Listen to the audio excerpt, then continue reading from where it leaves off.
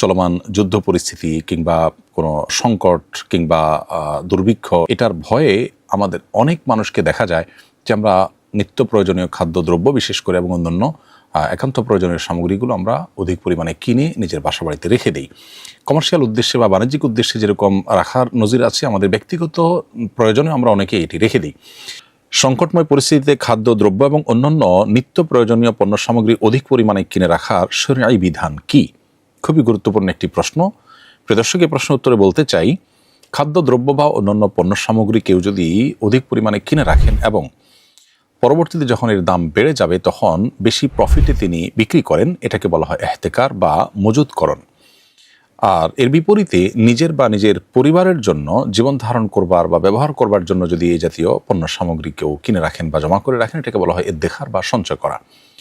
শরিয়ার দৃষ্টিকোণ থেকে স্বাভাবিক অবস্থা যখন বিরাজ করে, অর্থাৎ কোনো দেশীয় বা বৈশ্বিক বড় কোনো সংকট নেই কিংবা যুদ্ধ পরিস্থিতিতে নেই এবং দুর্ভিক্ষ কিংবা দুর্ভিক্ষের ঘন ঘটা বা পদধ্বনি শোনা যাচ্ছে এমন কোনো পরিবেশ পরিস্থিতি নেই, এরকম স্বাভাবিক অবস্থায় কেউ যদি কোনো পণ্য কিনে রাখেন যে এটা যখন দাম বাড়বে তখন আমি বিক্রি করব, তো শরিয়ার দৃষ্টিকোণ থেকে এটি নিষিদ্ধ নয়। ঠিক একইভাবে নিজের বা নিজের পরিবারের ভরণ পোষণের জন্য যদি খাদ্যদ্রব্য বা অন্যান্য পণ্য সামগ্রী কেউ সঞ্চয় করে রাখেন, তো শরিয়ার দৃষ্টিকোণ থেকে সেটাও নিষিদ্ধ কিংবা নাজায়েজ নয় স্বাভাবিক অবস্থায়। আমাদের দেশে আলু, পেঁয়াজ, রসুন এ জাতীয় অনেক ফসল আছে যে ফসল সারা বছর জুড়ে হয় না, বরং নির্দিষ্ট সময়ে হয় এবং এত অধিক পরিমাণে হয় যে এটা ওই সময়ে সারা দেশে মানুষ খেয়ে শেষ করতে পারেন না। ফলশ্রুতিতে এই ফসলের একটা অংশ বরং রেখে দিতে হয়, মজুত করতে হয় এবং যে সময় ফসল হয় না তখন এটি মানুষের মধ্যে সরবরাহ করতে হয়। নবী করিম সাল্লাল্লাহু আলাইহি ওয়াসাল্লাম তার পরিবারের জন্য এক বছরের খাদ্যশস্য একসাথে দিয়ে দিতেন। অতএব এখান থেকে বোঝা গেল যে খাদ্যশস্য পরিবারের জন্য ব্যবহার্য যে সমস্ত নিত্য প্রয়োজনীয় পণ্য সামগ্রী এগুলো রেখে দেওয়া বা সঞ্চয় করাটাও নিষিদ্ধ নয়। অনেক উলামা ইকরাম অবশ্য নবী সাল্লাল্লাহু আলাইহি ওয়াসাল্লামের এক বছরের খাদ্য সামগ্রী দেওয়ার এই হাদিসের আলোকে এক বছরের বেশি সময়ের জন্য সেটি সঞ্চয় করে রাখাটাকে নিষিদ্ধ বা মাকরুহ মনে করেন, যদিও হাদিসে পরিষ্কারভাবে এক বছরের বেশি রাখা নিষিদ্ধ সেরকম কোনো কথা বর্ণিত হয়নি। এবার আসা যাক, সংকটকালীন সময়ে আমরা যদি এমনটি করি, বিশেষ করে চলমান যুদ্ধ পরিস্থিতি কিংবা কোনো সংকট কিংবা দুর্ভিক্ষ এটার ভয়ে আমাদের অনেক মানুষকে দেখা যায় যে আমরা নিত্য প্রয়োজনীয় খাদ্যদ্রব্য বিশেষ করে এবং অন্যান্য একান্ত প্রয়োজনীয় সামগ্রীগুলো আমরা অধিক পরিমাণে কিনে নিজের বাসা বাড়িতে রেখে দিই। কমার্শিয়াল উদ্দেশ্যে বা বাণিজ্যিক উদ্দেশ্যে যেরকম রাখার নজির আছে, আমাদের ব্যক্তিগত প্রয়োজনে আমরা অনেকে এটি রেখে দিই। এই ব্যাপারে শরিয়ার দৃষ্টিকোণ হলো, এর ফলে যদি মানুষের ক্ষতির কোনো শঙ্কা থাকে বা মানুষের কষ্টের কোনো কারণ হয় তাহলে সেটি কিন্তু জায়েজ নয়। এমনকি স্বাভাবিক অবস্থাতেও যদি মানুষের ক্ষতি হতে পারে, এই পর্যায়ে যদি কেউ সঞ্চয় করেন কিংবা মজুতদারি করেন তাহলে সেটাকে শরিয়া অনুমোদন করে না।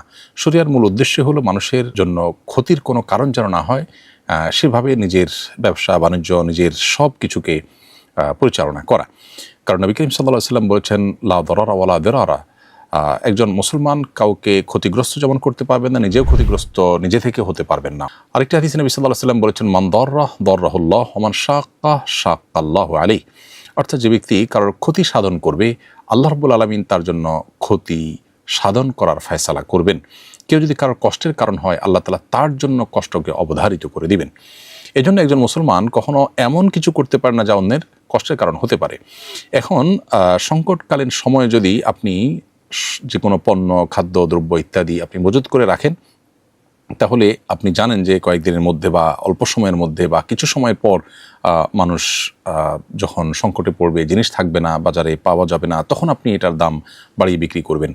কোনো জিনিসের দাম বাড়তে পারে এটা জেনে আপনি বর্তমানে যা আছে সেটা আপনি সরিয়ে রাখলেন, পরবর্তীতে দাম বাড়ার পরে বিক্রি করলেন।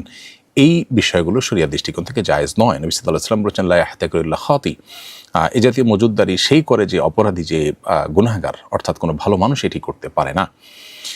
আর নিজের পরিবারের জন্য সঞ্চয়ের জন্য বা ব্যবহারের জন্য যে খাদ্যদ্রব্য ইত্যাদি কেনার ব্যাপার আছে, এক্ষেত্রেও একই কথা প্রযোজ্য যে যদি এর ফলে ক্রাইসিস তৈরি হয় বাজারে বা অন্য মানুষের জন্য তাহলে সেটা জায়েজ নেই।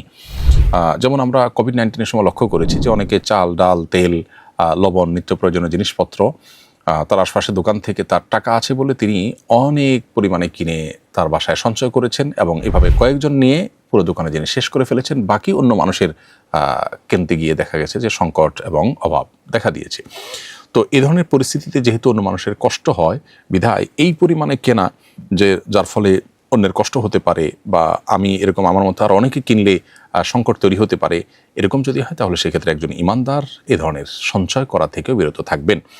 বরং কঠিন এবং সংকটময় পরিস্থিতিতে ইমানদার আল্লাহর উপর তাওয়াক্কুল করবেন, ভরসা করবেন। তিনি তার জায়গা থেকে চেষ্টা করবেন এবং তার বিশ্বাস থাকতে হবে আমি যতই সঞ্চয় করি না কেন, আল্লাহ যদি আমার জন্য ভোগান্তি এবং কষ্ট লিখে রাখেন সেটা আমাকে পোহাতেই হবে। আর আমি শুধুমাত্র আমার এবং আমার পরিবারের চিন্তা না করে বরং আমি আমার পরিবার এবং আমার আশপাশের মানুষের চিন্তা আমাকে করতে হবে।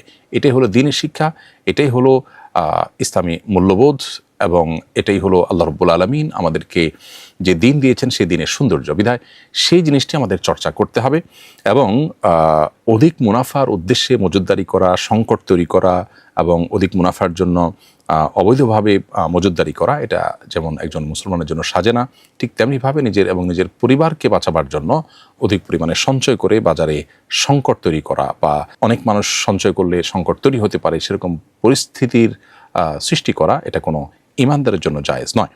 বিধায় স্বাভাবিক অবস্থায় ইহতেকার বা মজুতকরণ কিংবা দেখার বা সঞ্চয় করা এগুলো জায়েজ হলেও সেটার জন্য শর্ত হলো তাতে যেন কোনো মানুষের বা অন্য সাধারণের সর্বস্তরের মানুষের ক্ষতির কারণ না হয়, বাজারে সংকট তৈরি না হয়।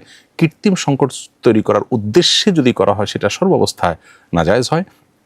আর আপৎকালীন সময়ে সংকটকালীন সময়ে, যুদ্ধ অবস্থা বা দুর্ভিক্ষ চলাকালীন সময় বা দুর্ভিক্ষের ঘন ঘটা বা পদধ্বনি শোনা যায় এরকম সময়গুলোতেও আমাদের দায়িত্বশীল আচরণ করতে হবে, আল্লাহর উপর ভরসা রাখতে হবে এবং শুধুমাত্র নিজের এবং নিজের পরিবারের চিন্তা না করে গোটা সমাজের মানুষের চিন্তা করতে হবে। না হলে আমরা গুনাহগার হতে পারি, আল্লাহর কাছে জবাবদিহিতার মুখোমুখি হতে পারি। আল্লাহ রাব্বুল আলামিন সকল কঠিন পরিস্থিতিতে আমাদেরকে আল্লাহর প্রিয় পাত্র এবং একজন ইমানদারের যে চরিত্র সেই চরিত্র ধারণ করার তৌফিক দান করুন এবং নিজের লোভ, মোহ এবং শুধুমাত্র পার্থিব লালসা এবং শুধু নিজ এবং নিজের পরিবারকে বাঁচিয়ে রাখার যে স্বার্থপরের মতো চিন্তা, সেই চিন্তা থেকে আল্লাহ আমাদেরকে বেরিয়ে আসার তৌফিক দান করুন।